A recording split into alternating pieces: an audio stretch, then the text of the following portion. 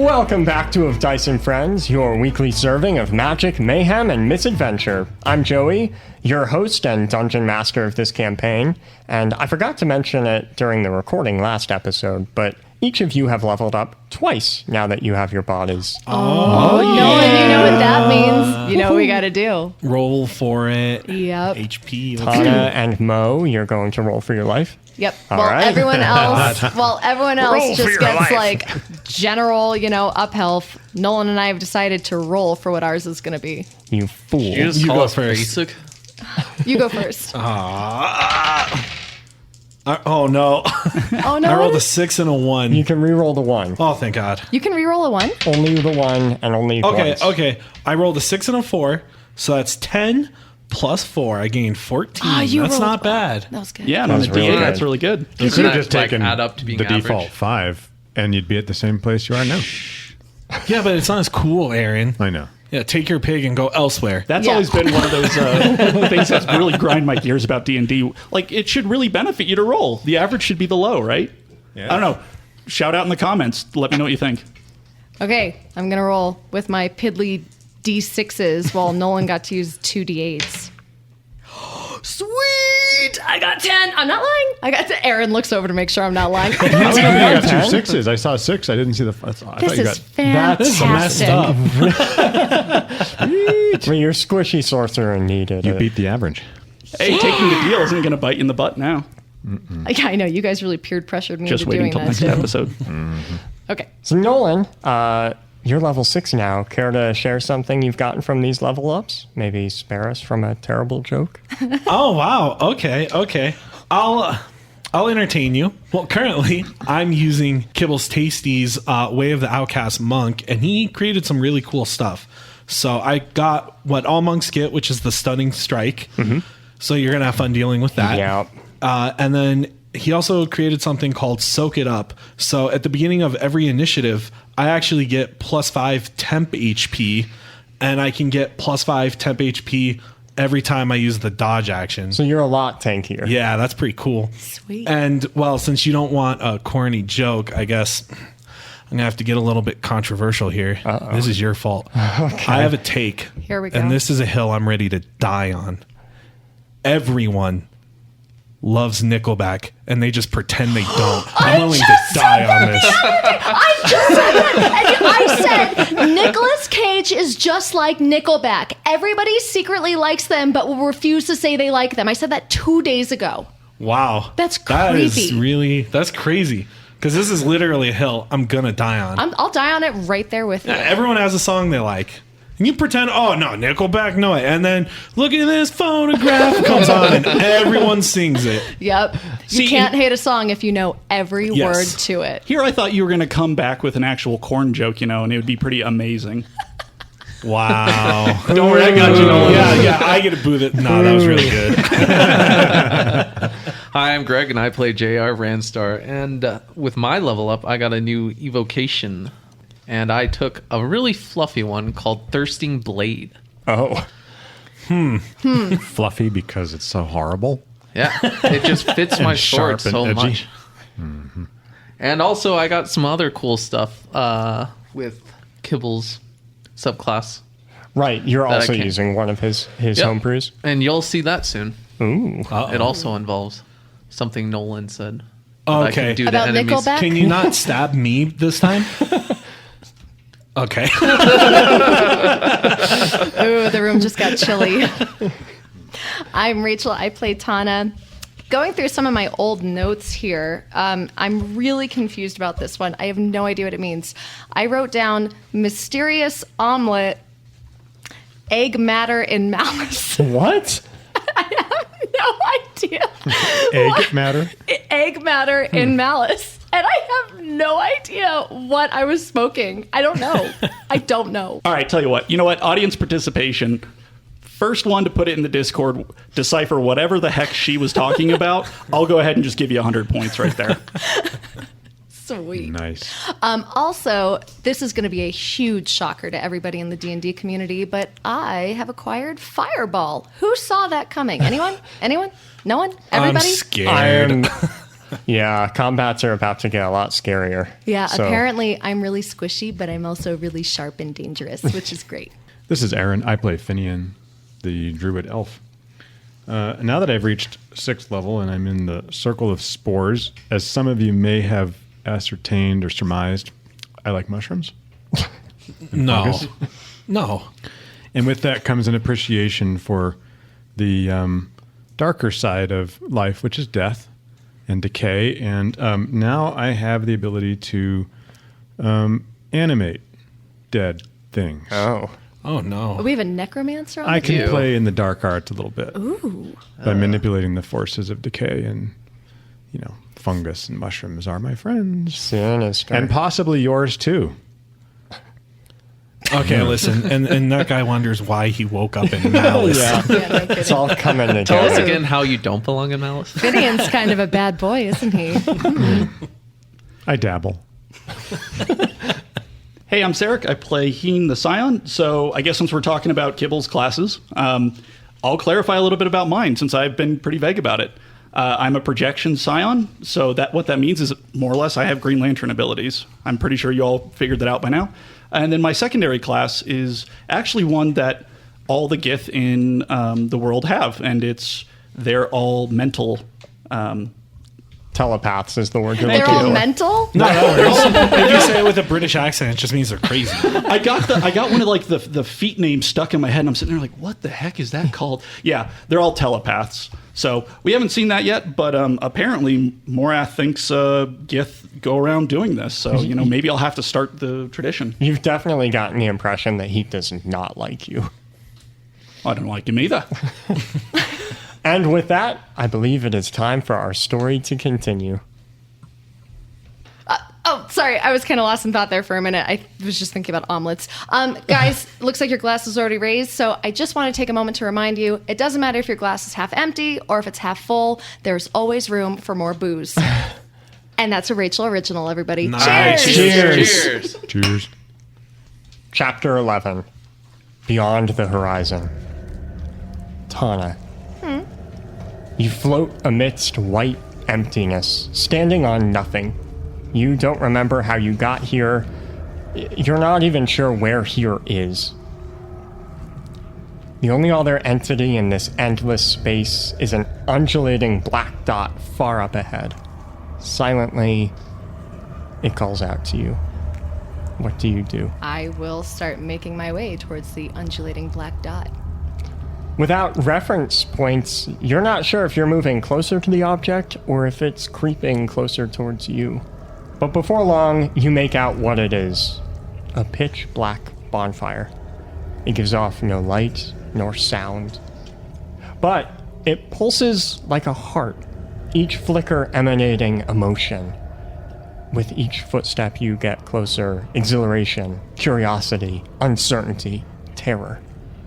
Wordlessly, you know that it wants you to reach out, to touch it. But you also become acutely aware that someone is watching you from behind. I whirl around to look behind me. You find an old Asimar woman with a kind face. Tana, darling, you should leave this place. It isn't safe here. Why do I feel like I know you? We did just meet recently. I'm sure I look a bit different here than you remember. The Asimar I remember looked like a hideous demon had gone through a blender. She cackles. Yes, we don't get to choose what we look like, I'm afraid. Sorry, no offense. She'll reach out a wrinkled hand. Just come with me. I'll look over my shoulder as she's pulling me away at the at the black fire, and I'll reach out with my other hand. To the fire? Mm-hmm. To touch the fire? Am I close enough? Yeah, you're standing right there. Then I'm plunging my hand right in. She squeals a little bit, like to stop you, and then she... Thank you. You're welcome. And then she vanishes. You've made your decision. Oh, I hope it was the right decision. The fuck? A blurry image forms within the black flame, a platform suspended in magma. Tiefling mill about this platform, most of them wearing nothing more than loincloths. They seem to be preparing for something, securing a dozen chains in the stone. The image shifts again, this time becoming a bit more consuming. You sit on one of the many rock outcrops of Mount Orem, far above the village where you grew up. With you is a frail tiefling boy, sporting a mess of short black hair and a deep gash along the left side of his face. It's long scarred over. He looks up at you, taking his gaze away from the little village far below. I don't want to go back down there. I remember this boy, and I know he was important, but I can't remember his name. But still, all I want to do is comfort him, so I put my arm around him. You don't have to go down there just yet. I'll stay with you a little longer if you'd like. I would like that. Thank you. Thank you, Tana. And I'm struggling so hard to remember his name, and I just want to either cry or break something because it's right there on the tip of my tongue. He catches your look as you're not trying to, but you're kind of staring at him, and he looks back up at you. It's okay, Tana. I don't remember it either. Oh. And I'll just kind of slump down and put my arm around him. Even if you don't remember your name and I don't remember your name, I remember you. And I think that's the important part. He smiles warmly, and he looks away, ashamed, probably of the tears that maybe are starting to build in his eyes. I'll ruffle his hair a little bit and I'll say, hey, come on. You can cry if you want. We're not down there right now. He rubs at his eyes, and he nods and lets it out. I'll make sure he doesn't see my own tear. I'll just kind of gaze down at the village with him, really glad to be away, but wishing I was even farther away. You're further away now than you ever have been. I am. And I can't help but feel like I should have brought you with me. I'm so sorry for that. I think in a way you did. Are we dead? I don't know. I hope not. I don't think so. But none of this is real, is it? No, I don't think so. Because if it were real, I think that I would be running away with you right now. So maybe it's best we just enjoy this moment for what it is. Silently, he agrees. And he takes your hand. I think you're right. I'll squeeze his hand tightly. The image shifts again. This time, your mother sits in a chair beside your extremely uncomfortable bed. A poor excuse for a bed, really. She holds up a small, round stone between her fingers, and she rotates it, showing you all of its details. And you're not sure why, but it's very important to her that you see this stone. And then she cackles. A chill runs down my spine at the sound of her cackle, and I curl up into a ball, the bruises on my body feeling even worse against the hard stone bed. JR, a pair of eyes, pale with blindness, watch you from above. You hear in the voice of crashing thunder, "It begins." Your eyes shoot open. It takes a moment for you to realize where you are. It's your cabin on the sinking ship. Sitting next to your bed is Edgar, still wearing full plate armor. There's a lot of dry blood that has seeped through the cracks in his armor where the demon Valda wounded him. He gives you kind of a quizzical look. What begins, brother? Oh, I'm not sure. Where am I? How am I here? I brought you back here after you got your body back. Are you feeling well? I don't know. I feel pretty good. In fact, I feel better than ever. As you lift the sheet, he'll stop. You don't have clothing. None of you were giving clothing. My ghost had clothes. would I He would, just made basically naked bodies for the 5 of you. Oh, I guess fuck. you'll have like rags that were around I the don't ship. get my cool cloak and stuff back. Well, you go buy the cloak. Do you really want that cloak? Go talk to Morath. Okay, it's fine. I'm sorry. Where was I? I feel great. Except yes. for the weird crick in my neck Yeah. from ours decapitated. This head is even better than the last one. Yes, it is still attached. Why don't you sit back down? Take it easy for at least a little bit. Oh no, I gotta start training. Training. You sound like our father. Oh, don't say that. That's like the deepest cut you could have ever done, Edgar. Really? I'll sit down. He looks over in the corner of the room, leaned up against the wall is your sword. So, where'd that come from? Oh, I found it in a bar, if you would believe it or not. You found a sword like that in a bar. Who'd you kill for it? Well, technically, I didn't kill anyone. Right, of course. They Yeah. were already dead, and I found it. What will you do with it now, brother? Well, I'm gonna use it to, it's my sword now. I need a new one. Seeing as I have nothing anymore. Sure, I suppose so. Use whatever you need to protect those you're traveling with. I spoke to Valda, the demon, and a few other priests here in the church. Some vengeance pact. None of it I buy. There's something still that I'm missing, brother, and whoever killed you is still out there. Whether it was Valda or not, please try and stay low. I'm going to return home, and I hope to see you there one day, but not yet. Don't bring too much attention to yourself, all right? Oh, You I'm were- very good at keeping a low profile. I mean it, brother. I'm not joking. I know. I'll stay out of the light.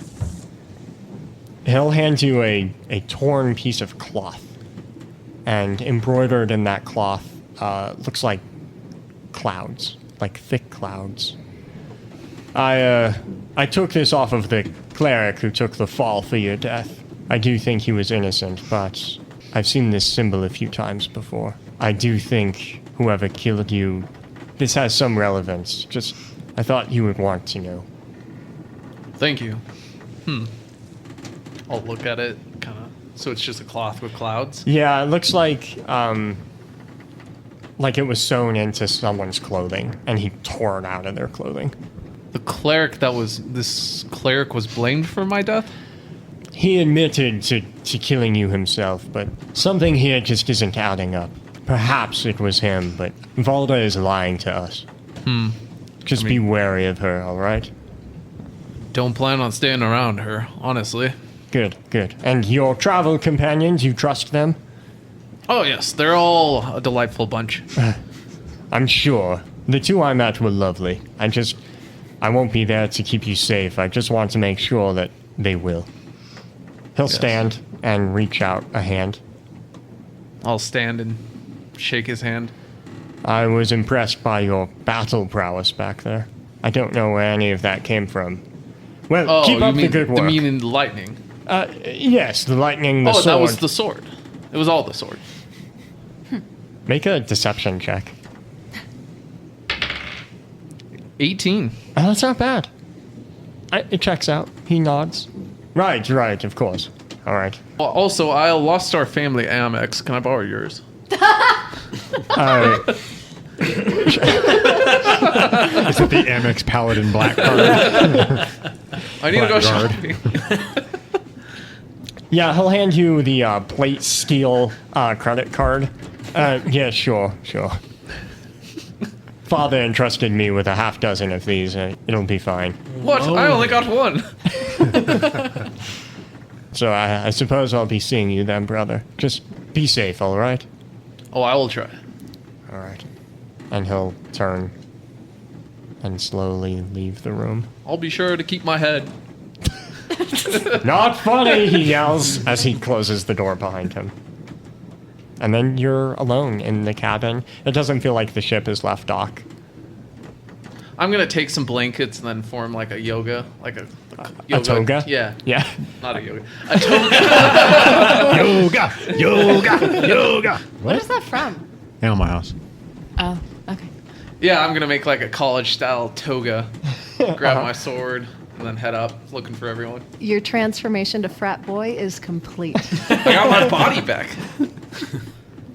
Yeah, where do you go? Whose cabin do you go to first? I believe I guess whoever's Mo's next. was closest to you. Yeah, then I'll go in the moat and I'll kick in the door. Toga, toga. No, can you get out of here? And you'll notice that I've taken my blanket and wrapped it completely around my shoulders and waist. The lower half of me is still exposed. No, I didn't lose my key. It's under the blanket. I would never lose that. What, a key to what? No, my that's what it's called, right? Key. Gee. You both forget what the name of your clothing is. Yeah. It's okay. It's been a rough No, I still have my key. It's not gone. I would never lose that. I didn't spend my family's whole life savings to get that. I'm still wearing it. I'll walk up to you and put my hand on your shoulder. Don't worry. This is on my father. I'll pull out the credit card. Wait, do you know someone who can make the moving monastery gi? Because I mean, I didn't lose it, but like I might need another pair. Mo, we're going downtown. Yeah, that actually sounds really fun. Let's do it. Shopping. Downtown into the city now. Wait. Everyone has their bodies back. Let's go get those buckets of water. Yes, Oh. yes, and then I'll run up. Pants gone. Mo returns momentarily, butt-ass naked, with 2 pails of water. Now I gotta tell you, my body must be looking real good because everyone on board was looking at me. I'll just be staring you dead in the eyes. I'm trying to look down. Yeah. I'll give you a bucket of water. Okay. So who are we getting? I don't want to get Tana. I feel like she's gonna get really mad. Well, that's the fun part. Okay, tell you what. You get Tana, and I'll get Heen. Nobody wants to get Finian. Well, no, then we're all gonna get. Hey, you're not in on this. I'm going to run over to Heen's door, kick it open, antics, and then I'm gonna throw water on him, and I'm just gonna stand in his doorway. Wow, that was really fun. Okay, now I'm gonna go get Finian. Bye. I'm not gonna run away. The water splashes in my face, and I wake up choked. I'll roll out of the bed. I just spout water out of my nose. I didn't think I'd wake up drowning. Oh, Mo, now is the time for questions. I'll come running out chasing you. I'm butt-ass naked old man style, too. I'll kick in Tana's door and just dump water. Ha ha! Antics! I will jump out of bed screaming at the top of my lungs and hurl firebolt at you. Sorry, was that firebolt or fireball? Firebolt. Okay, thank God for the crew. Yeah, well, My new body. well, it might not be fireball, but it still is 24. I'm going to assume that hits. Yeah. I'm in a toga. Sorry, man, I just hit you for 9 fire damage. That's what you get for waking up a tiefling with water, I guess. JR, it would hurt. I mean, it does hurt, but there's something about feeling this sensation for the first time in 2 months that's almost kind of nice. Greg is just cracking up. Oh yeah, the fire feels nice. The hot wax. You're just making a chair. We all know what you're into, JR. Are the edges of your mustache smoking? Please tell me the edges of your mustache are smoking. Nah, I use fire retardant wax. I'll just kind of tumble out of bed, wrapping the wet blankets around myself because I realize that I'm completely naked. And I'll yell at JR, "What in Elga's name are you doing?" Oh, you were naked? I'll run away.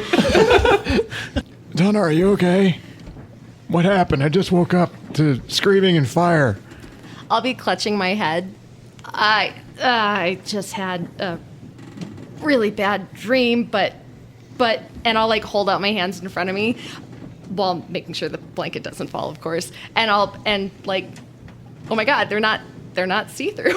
And I'll just kind of be admiring my solid hands. Finian, we have our bodies back. Yeah, we do. Look at that. Buddy! And I'll run We're over. body buddies. And I'll run over and give you a hug without thinking. And our blankets will fall down. And we'll just be there hugging, totally naked for like a In the split doorway. second. Yeah. How awkward.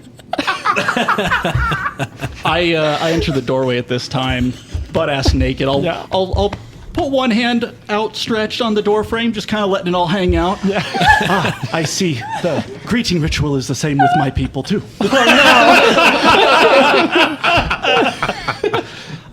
And I Bring it in, will join Ian. in. So I'll walk up and I'll join in on the hug that they're just awkwardly standing there. I'm all slimy and wet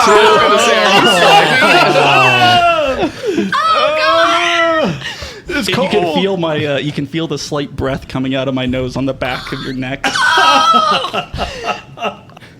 At this moment that you realize there's a short line of ghostly crew leading into the mess hall, aka Deadbeat's Deli, and the people of the line have all stopped to gawk at what has just happened out in the hallway. Gods. As you now look back at the people in the line, they immediately face away, like they saw nothing. Mo's already in line. You have your body back. Yeah. Okay.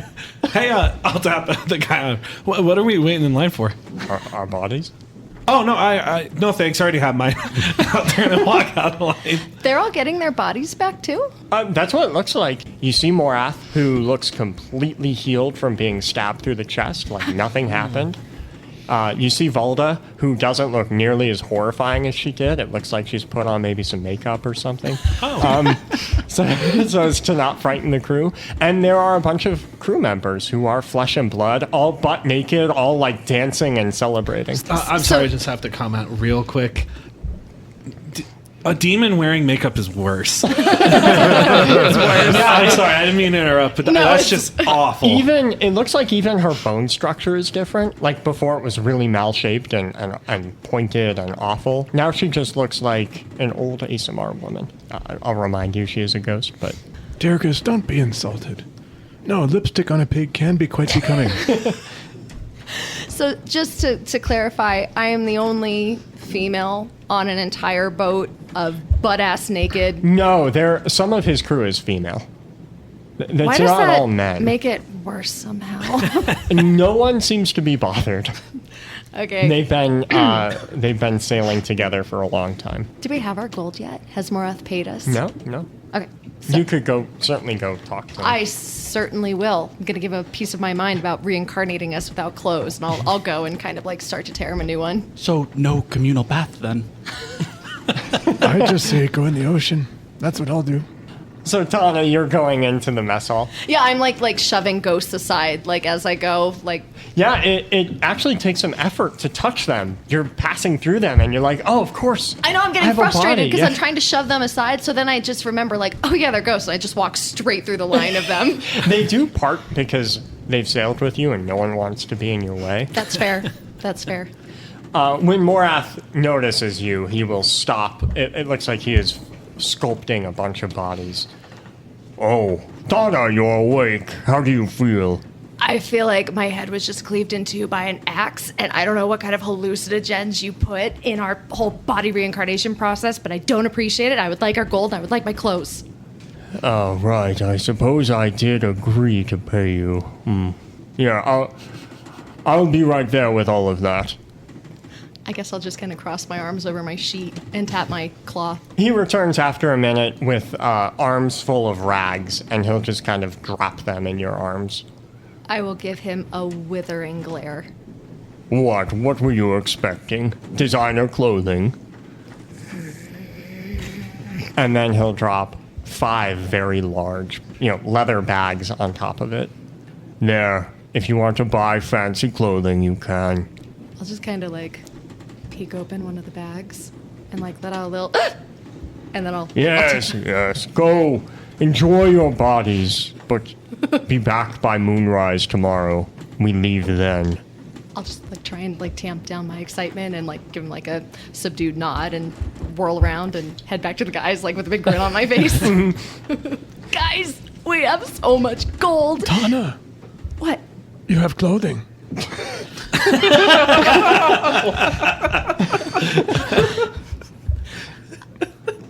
I have rags and I have riches. Wow, that was really good.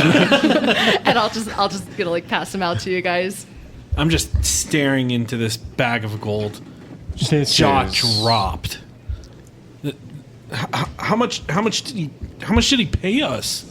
I'll kind of give it a little feel, shake it up and down a little bit, and try and estimate based off of what I'm feeling. Okay. 17 investigation.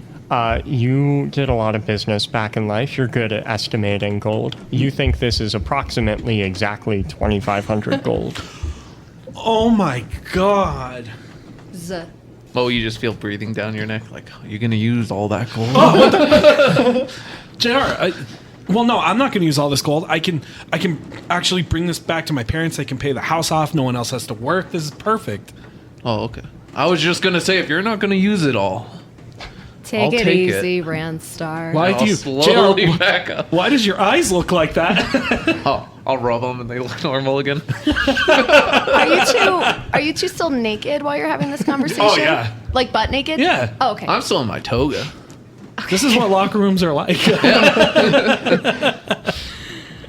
So at this point, I assume you all get dressed in rags and head out into the city. Into Theckham, yeah. Where do you go? Is there anything in particular you want to do with your first day back with bodies? I gotta go to a custom clothes shop like ASAP. Okay, I'm going to go get that drip. great. Drip? Yeah. Is that like Yeah, it's noodle? Noodle. No, What's a drip? it's a lifestyle. I'm so confused. I have my staff, so I really don't need any other weapons or protection of any kind. I have my obsidian rock from Orem, so I'm just going to go to the nearest clothing store and get a high-collared cloak and boots and try and have the same outfit as I did before, because it was drip. Yes. Fresh. Anyway. Maybe. I'm going to go back to the druid order because they're going to have at least an appropriate druid's cloak and some of the items I need. And then I'm going to go, so I'm going to pick up like a proper robe, especially for traveling into Vitara because I can't really tolerate sunlight. Right. And I'm going to presumably get an appropriate, very sturdy quarterstaff, the standard druid travel staff. The And standard issue Standard travel issue staff. druidic travel staff. This is, kind of the iconic druid weapon and walking stick of choice. To which I'm going to affix my my spell focus, which is a very hardened piece of like one of those large fan mushrooms you see growing on trees in the forest. So quarterstaff now becomes in part a focus.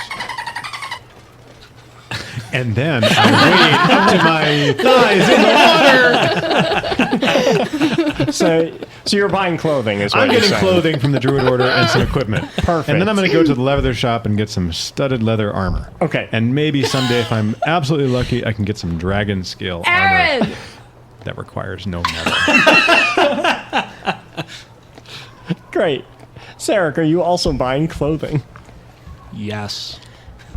Very exciting. Though I will have the tailor make a couple modifications. I'm going to insist that he actually runs a towel down the back so I can stay nice and hydrated. Okay. And the cuffs need to make sure that they're skin tight because if I have to get in water or anything like that, I don't want it bogging my clothes down. Sure. So. But wearing skin tight clothes everywhere is kind of uncomfortable. Did they breathe well, or is this like you need Gore-Tex? Why do I need to breathe? I breathe through my mouth, not my skin. I'm not an ant. I'm a frog. Yeah. All right, so aside from clothing, Okay. is there anything noteworthy that you guys do in Theckham? I think I get lost again. You got lost again. You buy clothing, of course. It has to be. I mean, like I'm over this tailor's shoulder. This has to look good. Otherwise, I'm just an impasta. Okay, what is good to you? I mean, I'm gonna just describe the top half of the gi as best I can. Only I'm the talking, top half? Yeah. Well, I haven't earned the pants yet. And then after 20 minutes of Finian level detail for the for the top of the gi, it just kind of ends with, and then I don't know. I'm just gonna keep the rags. I think for my pants. Okay, perfect. JR. And then I go and buy the finest of suits, get a new top hat, get some armor so I'm not so squishy anymore, and a shield. Yeah, what kind of armor? I'm gonna get some half plate. I'm gonna get a nice sheath for Soul Render, something Okay. that makes him have the drip. Okay, something super like dark and edgy. Yeah, Right? Okay. says Dark Supreme. and No, not edgy. edgy. It's a sheath. He'd cut himself if it was edgy. Thanks, Eric.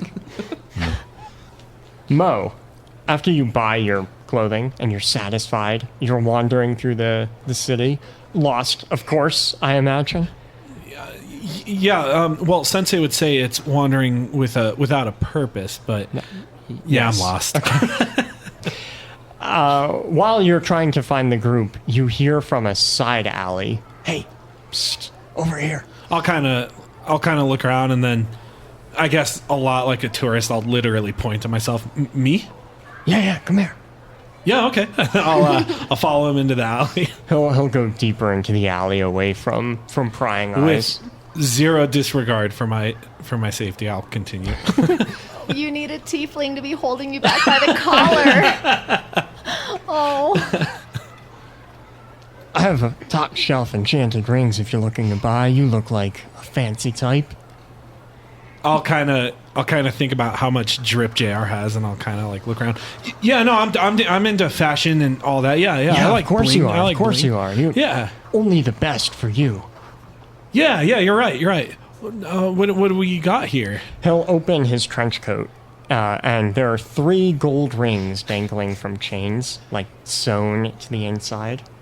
Just to be clear, he is wearing clothes under the trench coat that he just opened and exposed, right? I'll let the audience decide what they're imagining. And then, really quickly, he'll close his trench. You're not a guard, are you? No. Rule number 1 with Sensei, he says don't talk to the guards unless he's present. I would never. Never Great. He'll reopen his trench coat, and he'll point to the first ring. This is a ring of detect danger. Detect danger? Yeah. It allows you to know when danger's around. Super useful. That's so useful.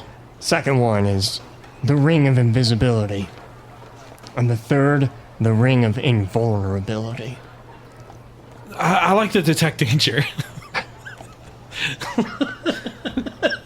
That one's 500 gold. That's such a steal. What? How much do the other 2 cost? Ring of invisibility is 1,000. Oh, okay. Ring of invulnerability is 1,500. That's insane. That's awesome. Best deals you'll find in all of Theckham. Wow.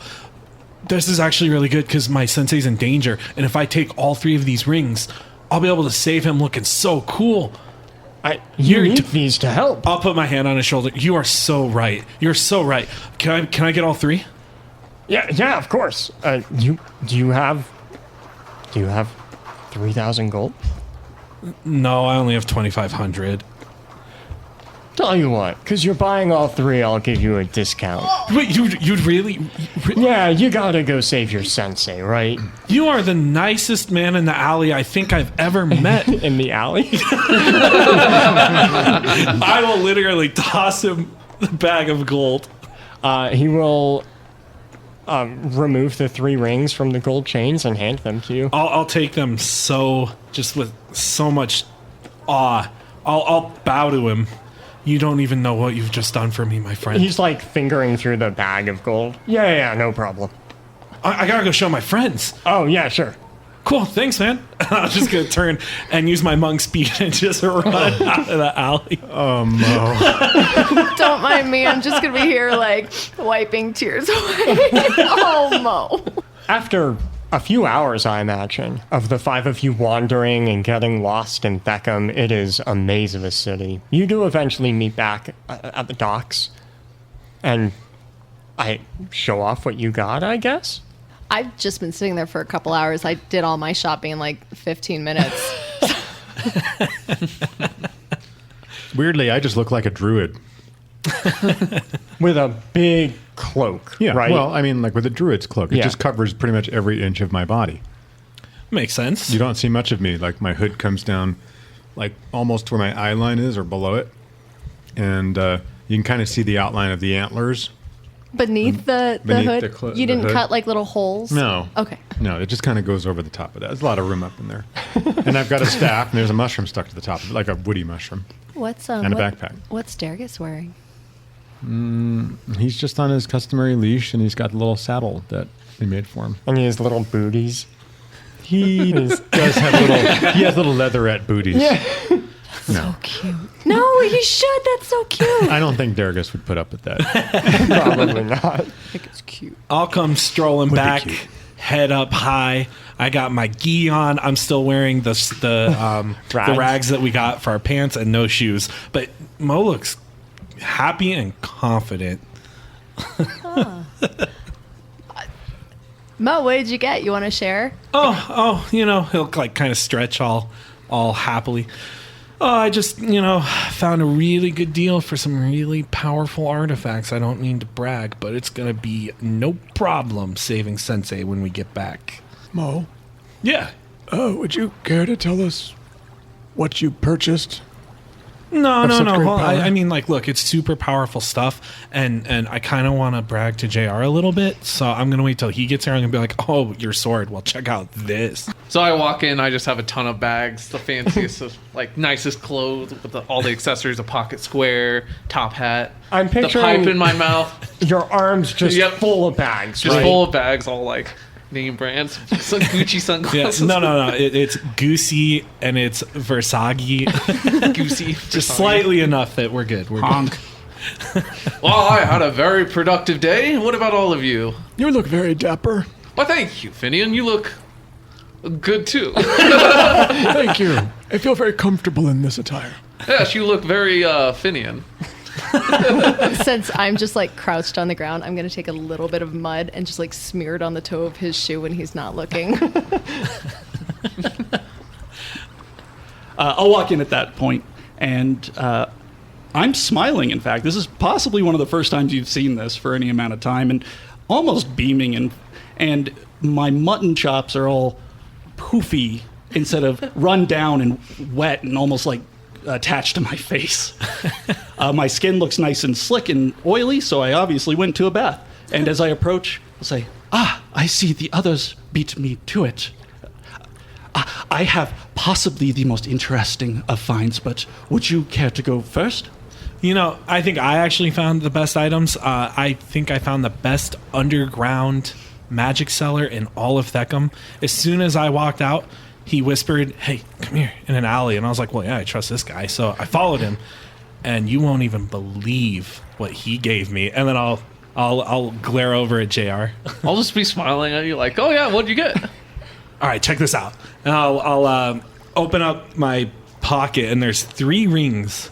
Okay, so these are okay, wait, I forgot which one's which. I'll just pick up a random one. Okay, this one's the ring of invisibility.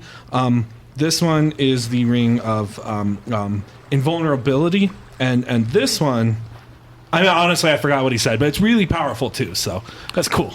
Have you tried them on yet? No way.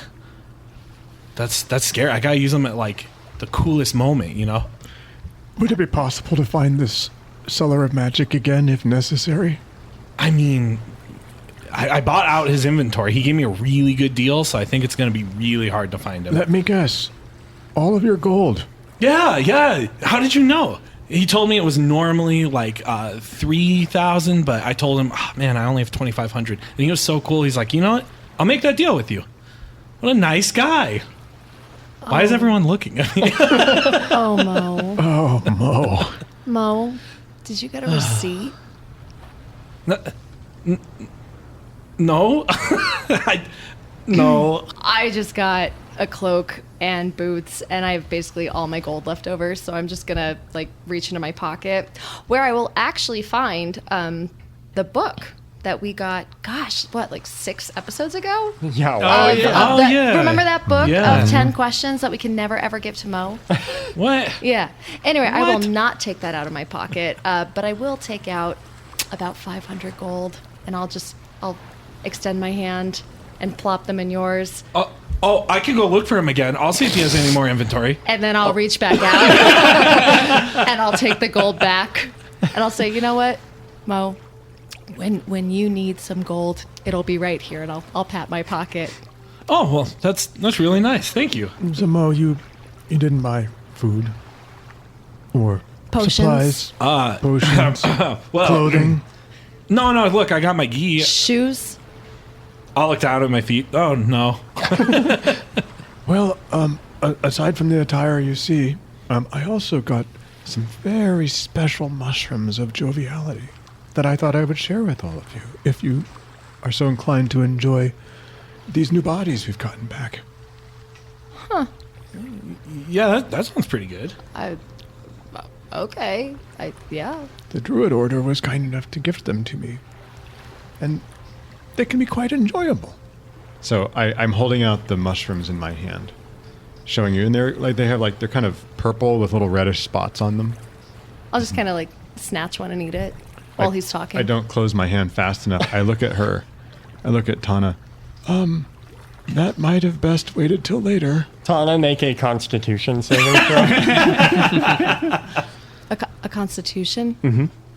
Oh, I'm in so much trouble. Oh, that face. 7? Oh boy. Oh, this hits you hard and it hits you fast. You guys, why is everything purple? You have a grin on your face that you cannot control. I'm like reaching out and like trying to catch like the purple butterflies flying in front of me, and I'm grinning like an idiot. You guys, you see these, right? They're so pretty. She's not going to be much use for a while. You just did something to make Tana happy. That's... I did. How did you do that? Give me one. I'll grab it and eat it. Make a Constitution save. Ain't that one. I'll reach out and like grab you by the shoulder. Mo, do you see the butterflies? I hear them. They're screaming. No, they're jovial butterflies. Mo, you have a got frown on your face you can't get rid of. Yeah. Wait. I want to be cool, and I'll grab one of these. Stop taking my mushrooms. I want to be cool. I got a 14. That fails. DC is 15.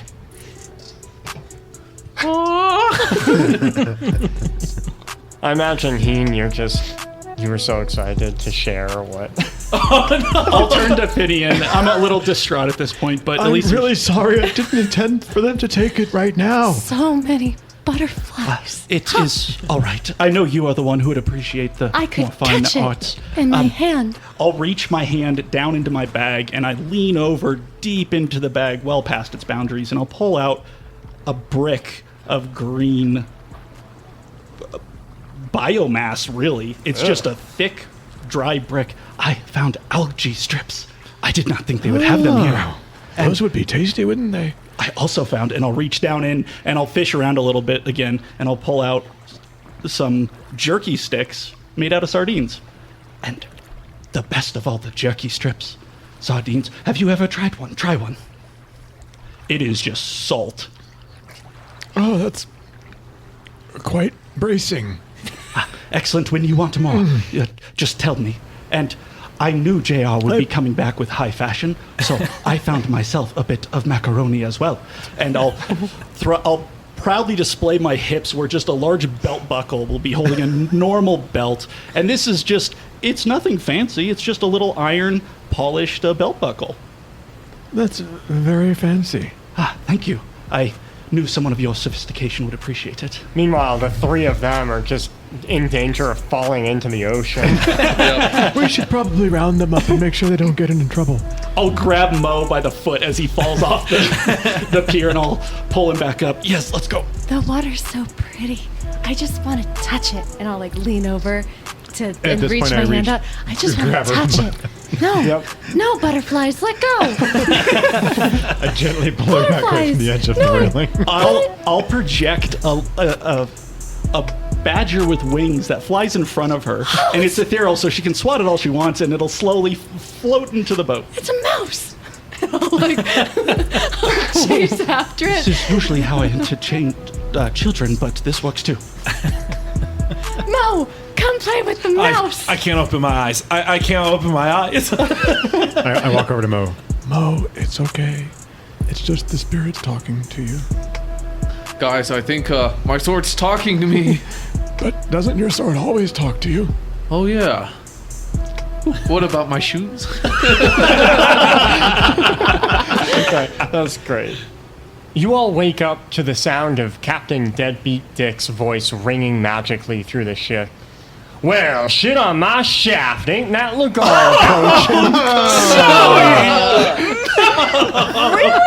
approaching? Dislike. Everyone gather Unfollow. your demerits. things. We gotta walk across the divide. We can't sail, so get your shit and get off my boat. Okay. I'm rubbing my head as I stretch. Something doesn't feel right. What doesn't feel right? And I'll like turn my head really slowly to the right where I see JR. I am the storm.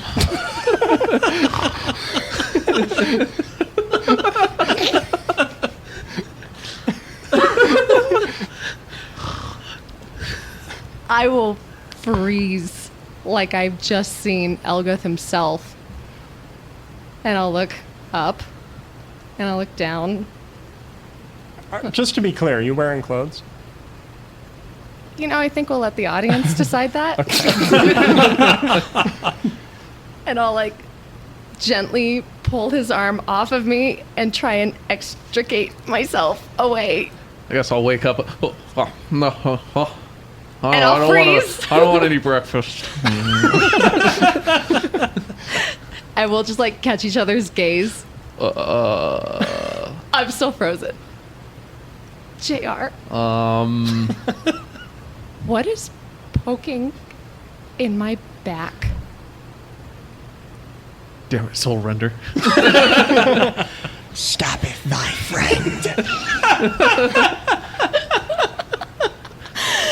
I'm just gonna grab like whatever blanket is there and run out of the room and up to the top deck and pray to the gods that no one else ever saw that or talks about it or anything ever again.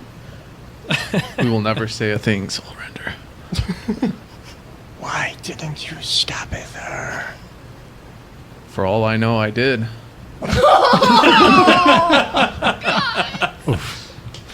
So anyway, up on deck, you find Deadbeat, of course, directing his crew. They're all alive now, flesh and blood. They're wearing clothing, some of them. Morath is also up there, as well as Valda, just watching you sail. And of course, up ahead, there is a wall of bright white fog. And just beyond it, you can see the first slivers of the sun. The first you've seen in months. And the ship docks. It was already in the process of docking. The city of Theckham has spanned this entire way here. I guess you guys sailed throughout the night. You just slept through it. Or did Some something. of us did. Right. As you're docking, Morath is talking to the crew. But Finian, you find, you feel like someone's watching you. And you turn around to find Valda really uncomfortably close behind you. Hello, Crone. Ouch. Finian of Immortalis. You must keep them safe. If they are the keys, then you are the key of keys. We are trusting you, Finian. And then she's just going to turn and walk away. I kind of note that her aura is turbulent and dark. I assume you're all standing on deck, just eagerly awaiting to get the hell off the boat. Yeah, I'll be standing on the other side of the boat from Tana. Yeah. I will literally be like hugging my side of the boat Right. as I look at the veil. Yeah, you two looking in exactly opposite directions. Great. I'll be at the front of the boat with my foot on the bow of the boat, one foot up, looking really heroic. I'm coming for you, Sensei. As you walk through the crowded city, the raging sounds of a waterfall drown out conversation. This is the Divide, a waterfall that spans the world, running upward here in Noctara. Not far beyond that is another waterfall, one that flows downward on the Vitara side. Between them swirls the bright white mists of Logol, the god of balance and judgment. Eventually, you walk past the last building. The city just abruptly ends before the fog begins. No one clearly wanted to build inside of the deity. Morath, who's leading the group, looks back at you, as well as to Deadbeat and the 21 crewmates who have left the boat and followed you as well. Inside, our souls will be laid bare for Logol. And the rest of us, for that matter, to see. There are no secrets here from the God of Judgment. Are you ready for that? Yep.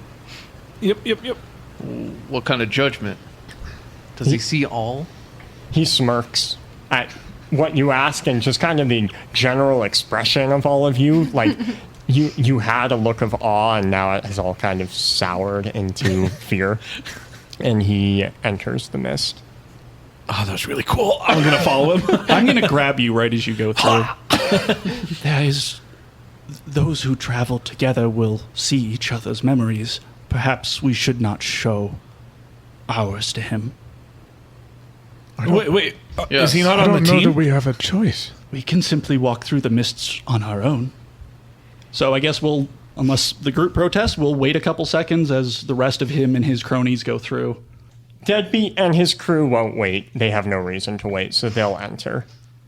And then you guys wait 5-10 minutes before you go in. The roar of the waterfall dwindles as you enter Logol. Even the sounds of your footsteps have gone quiet. Many of you shiver, even though the temperature here is pretty comfortable, maybe a bit humid. In the deep white fog, just as Morth promised, brief insights into your lives flash constantly. For every act of mercy, you see an act of malice.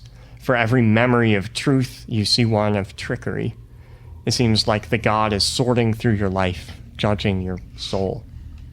Mo, what does everyone see from you?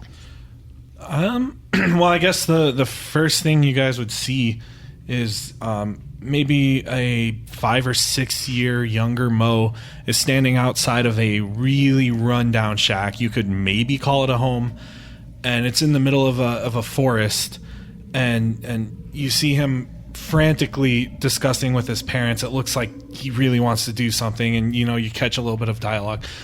I know it's a lot of gold, but I'm gonna learn discipline and I'm gonna learn how to make money. I just need to get this, bring it there, and I'll come back. And you see a very exhausted mother just finally agree, and a father who looks like he's maybe given up on this son, and they just give him a handful of gold. And the dad says something like, "Oh, this is it. This is all you have. This is all we have. So don't fuck this up." And then Mo says, I won't. Okay, I'm going to go to the monastery now. Okay, I promise I'm going to come back." And then he turns and runs away. And then it fades to another memory where Mo is... I mean, he looks more... he looks like he's this age. Maybe this was really recent in terms of his life. And He's with two other friends next to a pool. Well, I guess I shouldn't say a pool, a lake. And there's a massive human next to him who's just red from the sun. And the kids laugh and call him Red. It's his nickname. He's always sunburned.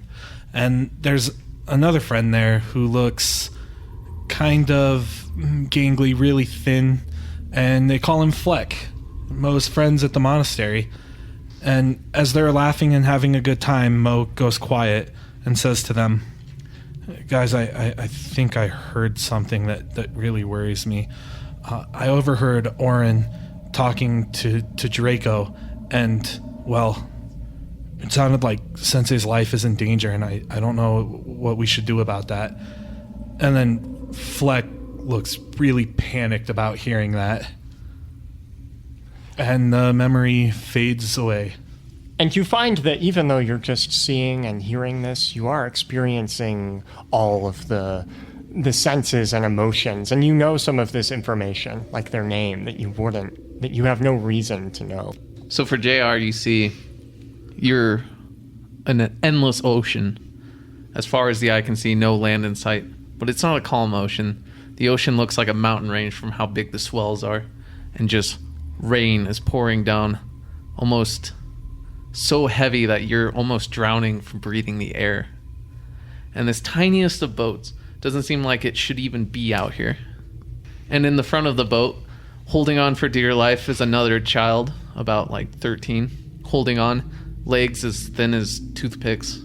And he hits his head and falls over into the water and just drops with a trail of blood, kind of is the only thing leading that where he's dropping into the darkness of the water. And there's two options: stay on whatever's the only thing that's floating here, or dive in after him. And you jump in after him, and you just see him falling down into the dark depths, just falling further, and you can feel your ears pop from the pressure as you go deeper and deeper, and finally grab his hand and turn up, and way above is just the light beaming down, but it's so far, and your chest is hurting that you just need that gasp. So you breathe in and just fill with seawater as something breaks the surface of the water, diving down, and the tunnel just closes as you black out. Damn, And dude. then it goes to another memory. You stand over a well. In one hand, a sword with lightning embroidered on the blade. The crossguard is shaped like clouds, and at the very end of the hilt is a dragon head. And in the other hand is a circular blue, round, smooth object. And closely looking at it, you can tell it's kind of a scale. And you're just standing over this well, and you hear a girl's voice calling for you in the distance. And you kind of look back to where that voice is coming from, and then look at the well, and just toss the two down the well and turn. And you feel something kind of go dormant inside of you.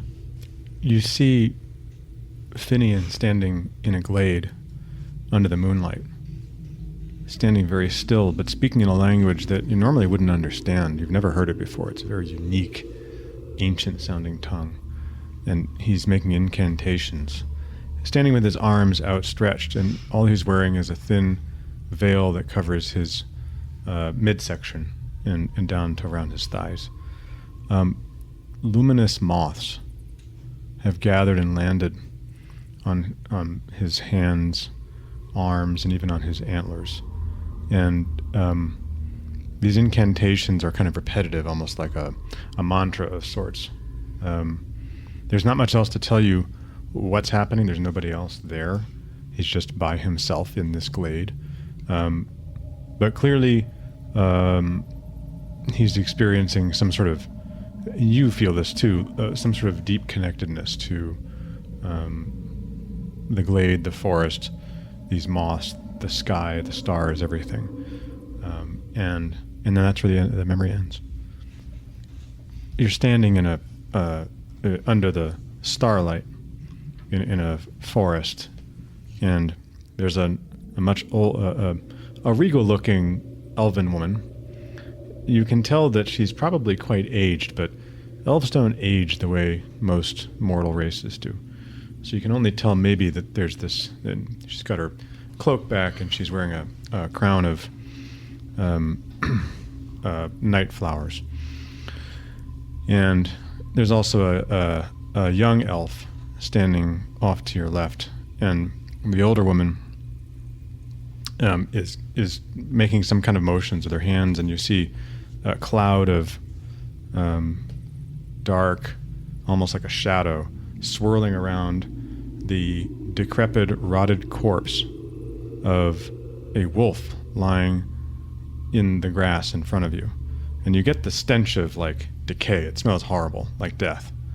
And slowly you see the animal in front of you is almost like reverse decomposing as it slowly regains its shape. The skin reattaches to the bones, and you see at the very end of this memory, the light comes back into its eyes. It slowly clambers up off the ground and runs away from you. You see Tana outside of her body because for most of her memories, that's how she sees them, as though she were floating above the things that were happening. And you see a large chamber filled with tieflings. Some of them are fighting, some of them are arguing, shoving each other. At the front of the chamber, you see a large statue of Elgoth, god of chaos, carved out of obsidian. And you see Tana strapped to a large block. And there's a woman tiefling standing over her with a blade carved out of obsidian, holding it over her neck almost as though she might be sacrificing this little girl. And you know that it's her mother. And as her mom gets closer with this blade to her throat, she has a change of heart in the last moment and shouts in a language you can't understand, but you somehow know she's saying, "We will not sacrifice this one. We will use her for her powers." And she throws down the knife after cutting you loose and yanks you up and gets close to you, so close you can smell her breath. And she says, "Oh yes, we will use this one." And then the white fog fades to black as chaos swoops in, and you see flashes of violence, blood, darkness, death, terrible, terrible things that almost seem like they've been desperately repressed. And then you flash forward ahead to not long ago, maybe a year, maybe two, and you see Tana packing up a bag with her belongings, going to that large obsidian statue and breaking off a chunk of it with a rock to tie around a staff. And as she flees Mount Orem, she casts one look over her shoulder and she sees a little boy standing there with tears going down his face. And she knows in her heart that she failed him and she failed herself. A bolt of blue lightning rips past you as you slide underneath the merchant's stall, just barely missing you by inches. You can feel your mutton chop was burned in this. And as you scramble back to your feet, you dive into the nearest open doorway, the mage on your tail. You barely have time to look over your shoulder and see the man who just cast, readying another bolt of lightning. And you realize if you do not act right now, this might be the end. It's calm. And as you scramble into the doorway, you grab the first thing you can find, a fire poker, and you hide in the corner. As the man approaches, you can feel his mind touching yours. And you project into his mind, forcing an image in of you trying to scramble out the windowsill on the other side of the wall. And as you wait and ready, it takes a little longer than you thought, but a word of power is spoken, and a large fireball rips through the doorway, smashing the other side of the wall, and obliterating what would have been you if you had actually tried to leave. And a woman steps through, but without thinking, you run at her. You drive the fire poker up through her throat and out the back of her skull. You maintain eye contact as you ride her down to the ground. A calm, cool lethargy forms before the thought about what about the man forms. Mommy! A kid yells from behind the doorway you just opened, and a crack of lightning rips at you and strikes you straight in the chest. And even though you know you're out for a long time, you wake up almost instantly, and the child is weeping over his mother. He sees you rousing and comes over and says, "What did you do to my mommy?" And you can tell this child is not in control. He does not have discipline, and you can feel the power building as he subconsciously is preparing to do something. So you reach out your hand, grabbing him by the mouth, casting and forming, projecting a gag, and forcing him up against the wall, holding him there with your projection. He tries to scream in terror, but the gag prevents it. And as you can feel your heart now beating asymmetrically from the lightning, you think, this one deserves to live. And you release him, walking away. And as that memory fades, you all recognize this room. It is the trial room that we just did. And a man with black, oily hair and red flowing robes is pointing to some of the runes as your friends have started approaching the big, massive bonfire. And he says, "You have to stop her. She doesn't know what she's doing." And so you turn and you raise your finger and you try to reach out to the entity because there's no way you can stop her now. She's too far. And so you reach out to the entity to warn it before going black. And finally, as that memory fades into just one more, the final moments of life, you recognize your partner's daughter, a young dwarf girl skipping around the quarry as you're working on the monument in the city of steel. You have your projection holding up another slab of stone, letting the workers secure it with crampons and other means, and a stone above scrapes and you hear shouting, and you look up and a large marble slab is falling straight down, heading towards you and her. But you can't release your projection. You can't make another one because there's 5 men underneath that slab that you're holding up. And so in a split second, you run over, throwing your body into her and knocking her out of the way, looking up into the wall of marble as it crushes you. Everyone take inspiration. You came in swinging with those memories.